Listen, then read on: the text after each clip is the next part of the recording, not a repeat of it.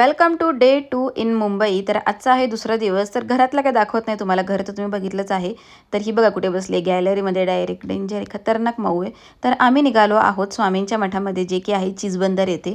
तर म्हटलं चला छानपैकी ना चाफ्याची फुलं घेऊया स्वामींना, आणि आता आम्ही जात आहोत बाय वॉक। तर मम्मीच्या घरापासून अगदी 5च मिनिटाच्या अंतरावर आहे हा स्वामींचा चीजबंदर येथील मठ। तर इथून तुम्हाला एंट्री करायची आहे, आणि आता आपण आलेलो आहोत स्वामींच्या मठात। तर स्वामींची मनमोहक मूर्ती ज्यावेळेस तुम्ही जवळून बघाल ना, त्यावेळेस असं वाटेल की स्वामी आपल्या जवळच बसलेले आहेत की काय, आणि एकदम छान अशी ही मूर्ती आहे। स्वामींच्या दोन्ही बाजूसना आहेत ह्या छान अशा गजलक्ष्मी, आणि तुम्ही बघू शकता हा मठ जो आहे ना तो खरंच म्हणजे इतका छान आहे, इतकं छान त्याला इंटिरियर वगैरे केलेलं आहे, आणि तशी जी पॉझिटिव्हिटी आहे म्हणजे मठात गेल्याच्या नंतर तुम्हाला आपोआप जाणवेल। तर ज्यांना कोणाला जायचं आहे त्यांना तर आता माहितीच आहे की कसं जायचं आहे, आणि तुम्ही बघू शकता आता हा जो संपूर्ण मठ जो आहे तुम्हाला मी दाखवला आहे। मठ अगदी छोटा आहे पण तिथे भरपूर गर्दी असते। आणि त्यानंतर ना आम्ही गेलो इथे जवळच असलेल्या विठ्ठल रुक्मिणीच्या मंदिरामध्ये। हे जे मंदिर आहे तुम्ही आधीसुद्धा बघितलं असेल, तर इथे ना अनेक देव आहेत या मंदिरामध्ये सुद्धा। तर इथे आहेत आपले शनिदेव। तर मी सगळ्यात आधी ना शनिदेवांचं दर्शन घेते, आणि त्यानंतर जे बाकीचे सगळे देव आहेत त्यांचं दर्शन घेते। छानपैकी स्वामींचं दर्शन घेतलं, सगळ्या देवांचं दर्शन घेतलं, आणि आता आम्ही निघालो आहोत माझ्या मैत्रिणीच्या घरी। जाता जाताना म्हणजे रस्त्यामध्ये ना तुम्हाला मी माझी शाळा दाखवणार आहे, आमचा एरिया दाखवणार आहे, आणि त्याचबरोबर माझ्या मम्मीची जुनी बिल्डिंगसुद्धा दाखवणार आहे। गुलाबी साडी गाणं लागलं होतं, जे नुकतंच रिलीज झालं आहे धमाल 4 मधलं, आणि विवानला ते गाणं खूप आवडतं, आणि त्याच्यामुळे आम्ही छान एन्जॉय करत चाललो होतो। तर हा आहे आमचा नाका, आणि नाक्यावरून तुम्ही सरळ गेल्याच्या नंतर डाव्या साईडलाच आहे आमची चाळ, म्हणजे जुनी जी आमची बिल्डिंग आहे ती। कोणाला कोणाला आमची बिल्डिंग ओळखू आली आहे ते मला त्यांनी कमेंट करून सांगा, कारण ना ह्या बिल्डिंगमधील ना जो चाळीचा व्हिडिओ होता ना तो खूप जास्त व्हायरल गेला, आणि त्यामुळेच ना मम्मी आता जे दुसऱ्या चाळीमध्ये राहायला गेले ना तिकडचा सुद्धा मी व्हिडिओ बनवणार आहे। तर तो सुद्धा मला कसा वाटला ना हे कमेंट करून मला नक्की सांगा, तो लवकरच व्हिडिओ पोस्ट होईल। ही बघा ही आहे आमची जुनी चाळ। तर बिल्डिंग आहे, चाळ आहे, तुम्हाला जे वाटेल तुम्ही बोलू शकता। आणि त्यानंतर ना आता इथून आम्ही म्हणजे या फ्लायओव्हरवर ना आम्ही आता चाललो आहोत माझगाव ताडवाडीच्या दिशेने, जिथे राहते माझी मैत्रीण। तर हा आहे आमच्या स्कूलला जायचा सगळा जो एरिया आहे तो, आणि खूप चेंजेस झाले आहे। ही आहे आमची स्कूल। ही तुम्हाला हवेलीसारखी जरी दिसत असली ना तरी ती आहे आमची स्कूल। तिचं नाव आहे सर एली कदोरी हायस्कूल, आणि खरंच म्हणजे त्या स्कूलच्या आठवणी लवकरच गेट टुगेदरसुद्धा होणार आहे, प्लॅन चालू आहे। तर झाल्याच्या नंतर त्याचे व्हिडिओसुद्धा तुम्हाला पाहायला मिळतील, आणि जसे तसं आहे सगळं, काहीच बदललं नाही। इकडचं जे फूड आहे, समोसा वगैरे जो इकडे भेटायचा ना यम्मी, खूपच छान लागायचा। तर खूप दिवसांनी आल्याच्या नंतर एक वेगळीच फिलिंग येते, तशी मला ती फिलिंग आली होती। आणि आता इथून आम्ही जाणार आहोत माझगाव ताडवाडी। तर माझगाव ताडवाडीला ऑलमोस्ट सगळेच ओळखत असतील, कारण इकडचं जे गोविंदा पथक आहे ते फार फेमस आहे। आणि आता इथेच राहते माझी मैत्रीण। तर माझगाव ताडवाडीच्या दिशेने आम्ही निघालो आहोत।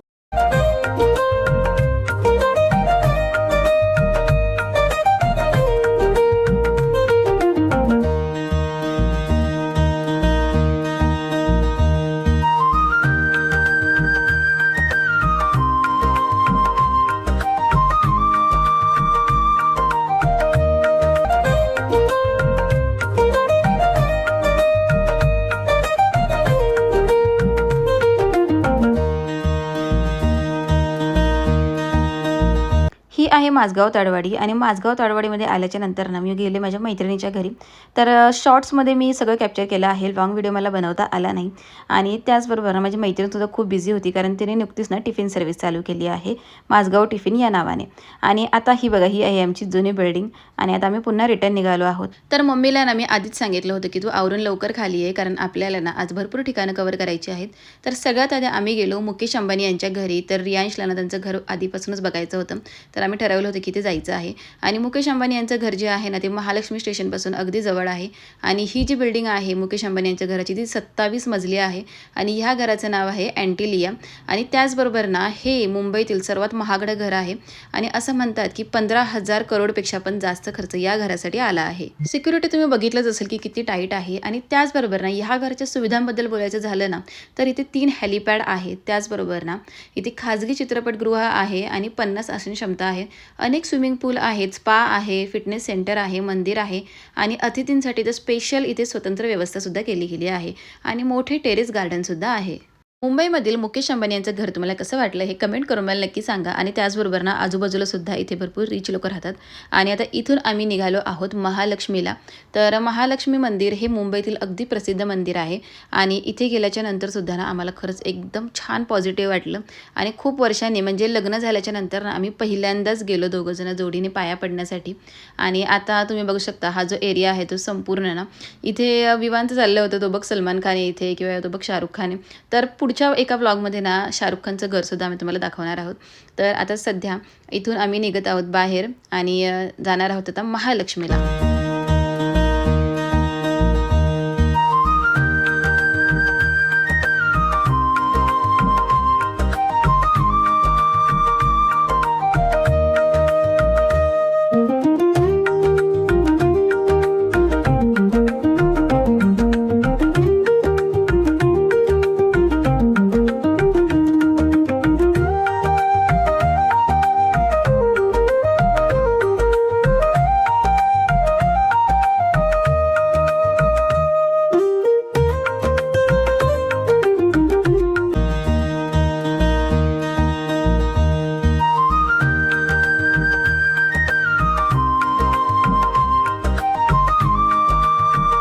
इथे सुद्धा ना आम्ही गाडी पार्क केली आणि पार्किंगचे ना 100 रुपये चार्जेस होते.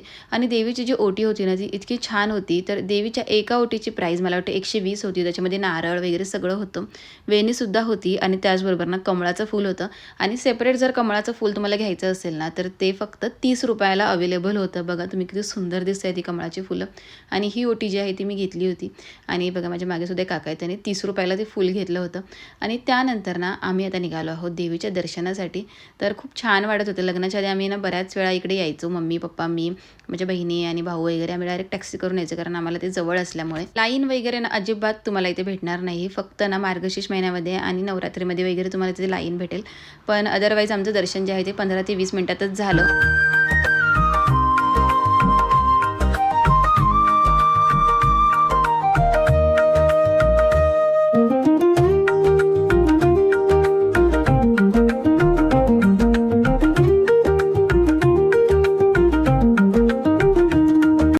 देवींना ना इतकं छान सजवलं होतं. तिघींच्याही ना ज्या मूर्त्या होत्या ना ते बघून खरंच मनामध्ये ना एकदम छान अशी पॉझिटिव्हिटी आली. आणि ह्या ज्या साड्या आहेत ना त्या देवीच्या आहेत. तर ह्या नाही ते सेलसाठी हे लोकं ठेवतात आणि तुम्हाला ना जी साडी आवडेल तुम्ही घेऊ शकता. आणि त्याचबरोबर ना ह्याच्या प्राईस ज्या आहेत त्या 200-250 पासून स्टार्ट आहेत. तर ज्यांना कोणाला असं आवडतं की चला देवीला चढवलेली साडी आपण घेऊ शकतो तर ते नक्कीच इथे ती साडी विकत घेऊ शकतात. 10 ते 15 मिनिटांना आम्ही मंदिरामध्ये बसलो आणि त्यानंतर ना आम्ही निघालो आमच्या थर्ड डेस्टिनेशनला. तर ते कोणते तुम्हाला लवकरच कळेल. पण त्याआधी ना हा मोठा डोसा तुम्ही बघितला आहे का? तर तो आम्ही ट्राय करायचा असं ठरवलं होतं. आणि ते वडापाव भजीपाव वगैरे हे खाऊन मला जाम कंटाळा आला होता. म्हटलं चला हा डोसा इतका छान हा माणूस बनवत होता ना आणि खरंच इतका टेस्टी लागत होता डोसा. ह्यांची जी चटणी होती ना त्याची स्पेशालिटी मी काय सांगू तुम्हाला. खरंच म्हणजे ती खोबऱ्याची चटणी आणि ते सांबार त्याची टेस्टच काहीतरी वेगळी असते. मला पहिल्यांदा वाटलं की ना तो डायरेक्ट एकच मोठा डोसा करणार आहे. पण नंतर मला समजलं की त्याने पहिले 3 डोसे केले आणि त्या 3 डोस्याला ना एका डोस्याचा शेप दिला आणि मग त्याच्यानंतर ना असा मोठा डोसा तयार झाला. तर आम्ही मागवला होता मसाला डोसा आणि खरंच म्हणजे त्याची टेस्ट ना एकदम यम्मी होती. मुंबईचं कोणतंही फूड तुम्ही ट्राय करा इतकं छान टेस्ट लागते आणि एकदम रिजनेबल रेटमध्ये असतात. तर हा जो मोठा डोसा होता ना तो आम्हाला भेटला होता 275ला एक डोसा. आणि चटणी वगैरे जे काही होती ती अनलिमिटेड होती.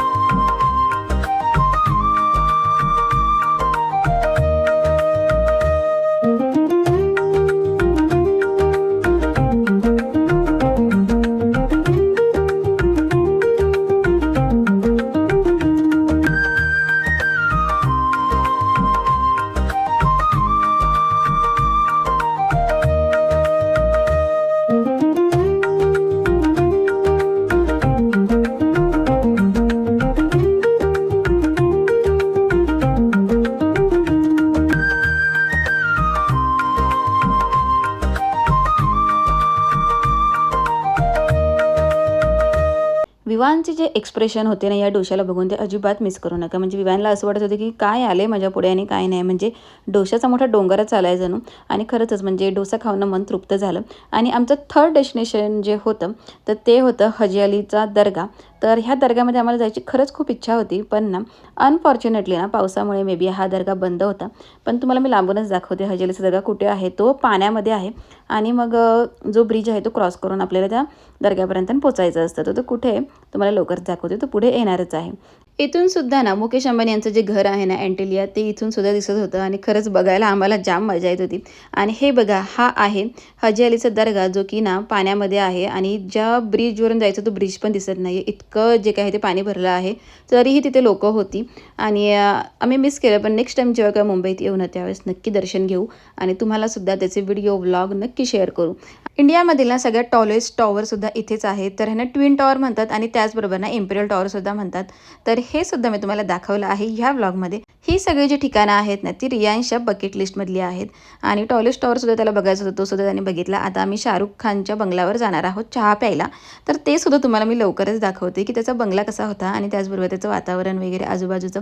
आणि त्याचबरोबर किती लोक तिथे होते, कोण कोण फोटो वगैरे काढत होतं, हे सगळं तुम्हाला बघायला भेटेल. त्याच्यामुळे व्लॉग जो आहे तो शेवटपर्यंत बघा. आता आम्ही चाललो आहोत माउंट मेरीला. जी माउंट मेरीची यात्रा असते ती असते गणपतीमध्ये. खूप फेमस यात्रा आहे ही आणि आम्ही लहानपणापासून तिथे सुद्धा जात आहोत. तर तुम्हाला सुद्धा दाखवते की माउंट मेरीचं चर्च कसं आहे, आजूबाजूला परिसर कसा आहे आणि तिकडची खासियत आहे ती जर तुम्हाला बघायची असेल तर व्लॉग नक्की शेवटपर्यंत बघा आणि ते बघून तुम्हाला सुद्धा आश्चर्य वाटेल. आता आपण आलो आहोत माउंट मेरीला आणि माउंट मेरीचा जो चर्च आहे ना तो माउंटवर आहे, म्हणजेच डोंगरावर आहे, म्हणूनच त्याला असं माउंट मेरी नाव दिलं आहे. आणि आता इथे ना तुम्हाला वेगवेगळ्या प्रकारच्या कॅन्डल्स दिसतील. तर ह्या ज्या कॅन्डल्स आहेत ना त्या वेगवेगळ्या शेपमध्ये आहेत, म्हणजेच हात, पाय, डोळे, कान, नाक. म्हणजे असं कधीतरी होतं ना की आपला हात दुखत असतो, पाय दुखत असतो.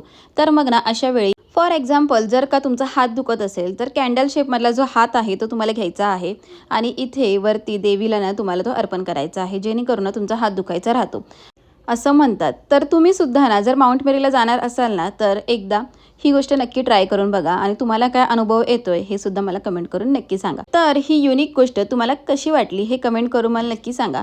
आणि आता आपण जाणार आहोत माउंट मेरीच्या चर्चमध्ये. आत्ता तरी सध्या इथे फक्त दुकानं वगैरे आहेत, पण ज्या वेळेस यात्रा असते माउंट मेरीची त्यावेळेस इथे खूप मजा असते आणि खूप गर्दी असते. तर एकदा तरी ह्या यात्रेला नक्की या आणि तुम्ही काय अनुभव घेतला ते पण मला सांगा. तर हे आहे माउंट मेरीचं चर्च. तर इथून आपल्याला जायचं आहे आत आणि जाऊन देवीचं दर्शन घ्यायचं आहे.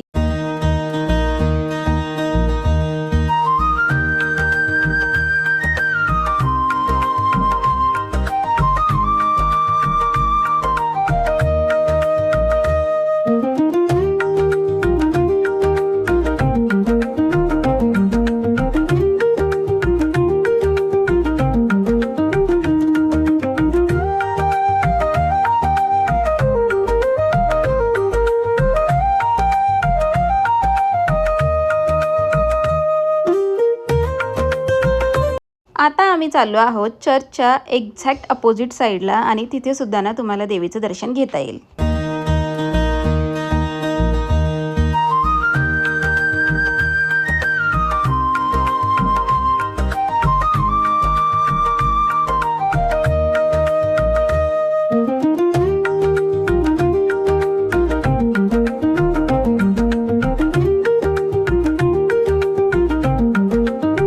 समोरच तुम्हाला माउंट मेरीचा चर्च दिसत असेल आणि ना इथून छानपैकी आम्ही फोटो वगैरे काढले, दर्शन घेतलं आणि त्यानंतर ना आम्ही गेलो पुढे. तर पुढे आम्ही कुठे गेलो आहोत ह्याचा ना वेगळा व्लॉग येणार आहे, कारण की हा व्लॉग खूप जास्त मोठा होतो आहे.